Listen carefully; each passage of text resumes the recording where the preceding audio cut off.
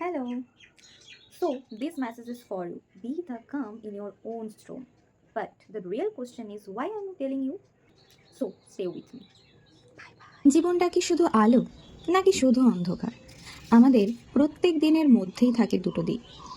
একদিকে যেখানে রোদ্দুর, স্বপ্ন, রং, আরেক দিক যেখানে থাকে নিঃশব্দ রাত, প্রশ্ন আর নিজের সঙ্গে লড়াই। এটা হলো ব্যালেন্সের গল্প। যখন সব কিছু ভেঙে পড়তে থাকে তখন মানুষ কি করে? চিৎকার করে না চুপচাপ নিজের মধ্যে লুকিয়ে যায়? আসলে এই সার্কেলের মধ্যে শুধু একজন বসে আছেন, যিনি চুপ, শান্ত কিন্তু অসীম শক্তি নিয়ে বসে আছেন। লাল মানে আগুন এবং লড়াই, এবং হলুদ মানে আশা বা নতুন শুরুর প্রস্তুতি, এবং তার মাঝখানে রয়েছেন আমাদের এই মহাদেব।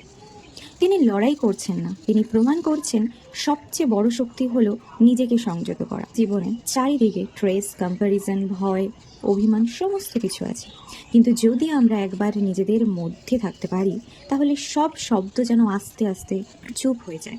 আসলে ছবির এই ফ্লোটিংয়ের জায়গাটি যেন বোঝাচ্ছে আমাদের গ্রাউন্ড সবসময় স্টেবল থাকে না।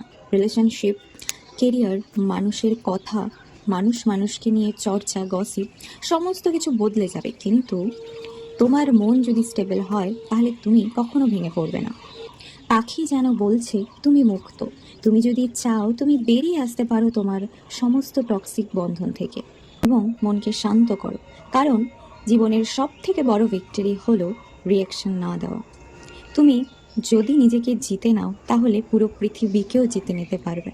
How is it? Drop me your comment. Hope you like it.